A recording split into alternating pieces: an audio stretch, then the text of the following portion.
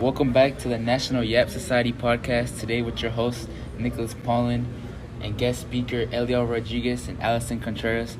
Today we are talking about the conspiracies behind John F. Kennedy's assassination. So, a lot of you guys know John F. Kennedy, one of America's presidents, a really beloved one, first one to appear on national television. But unfortunately, he was not loved by all and was taken away from us in 1963. He was assassinated and killed. The thing about that, there's a lot of conspiracies around that due to the secrecy of the matter. So what y'all believe? What y'all think about this? I think he was killed. I mean, obviously he was killed. But the CIA and the FBI had something behind it.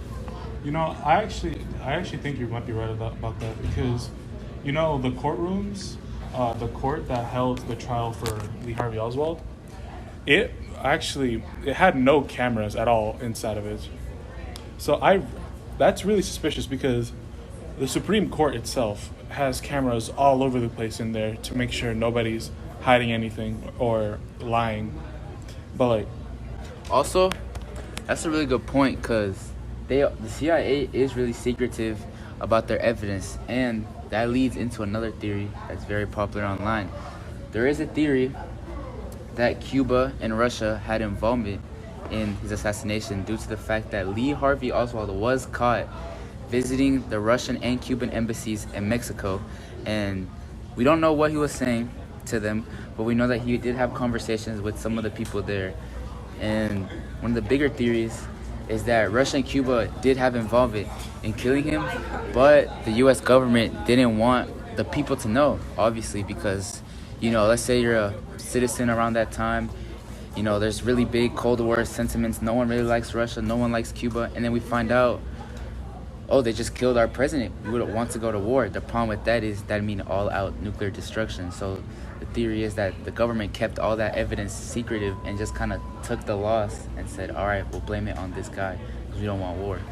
Yeah, that's true. But like, what I found more crazy is that both assassinators died, Jack Ruby and Oswald. Oh, yeah, Jack Ruby was the guy who killed Oswald. Right. Yeah.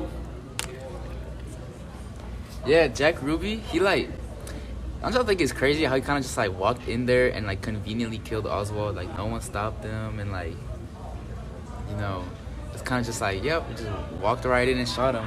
Kind of convenient that now the guy who was, you know, in on it is dead. And also Jack Ruby died of lung cancer. Lung cancer, yeah. Which I find really crazy because supposedly Jack Ruby knew a lot of mafia members.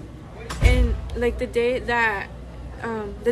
the assassin, this mafia leader, Eugene Hill Brady, he was on parole in California, and I don't know why the police officer let him out, but he had to go to Texas for an oil company, and then supposedly Jack Ruby was also there with him. Which is weird, because how is a mafia leader and Jack Ruby So you together? think the mafia's in on it? I obviously think the mafia is in on it. a very high chance that the mafia is involved in this because, as you said, why would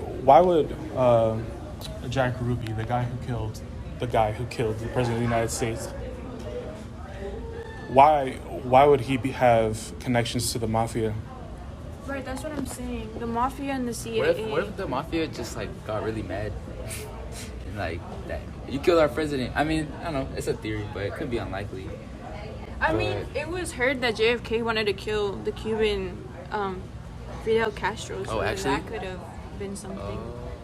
Also, another theory that I would like to discuss with y'all is that there is proof that John F. Kennedy wanted to defund the CIA. He was really big on like taking away some of their power, but the CIA obviously doesn't want that, and the CIA is very powerful inside America. So there is a really big reach that because of that they just went ahead and assassinated him, which would make sense, but you know, obviously they wouldn't tell us. That's why they blamed it. They had one guy and then blamed it on him. Yeah, and that's why all the evidence is stuck in a vault, where only a few people can go in and see the evidence. It only leaves us to wonder, what is the U.S. government hiding from us, and what else are they hiding from us? But we will get back to this shortly after our brief intermission. And now, before the next show starts, let's enjoy an intermission. You'll find our snack bar chock full of good things to eat and drink. You've plenty of time, so visit the snack bar now. A tasty treat will double your enjoyment of the show. For your convenience, we shall keep you informed of the remaining intermission time. 3 minutes before the next show starts.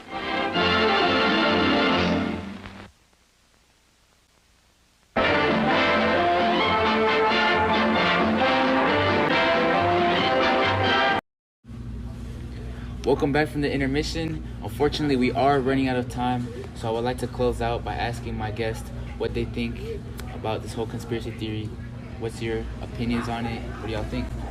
Honestly, I genuinely feel like a lot of these could be true, and a lot of these are probably just us looking too deep into it.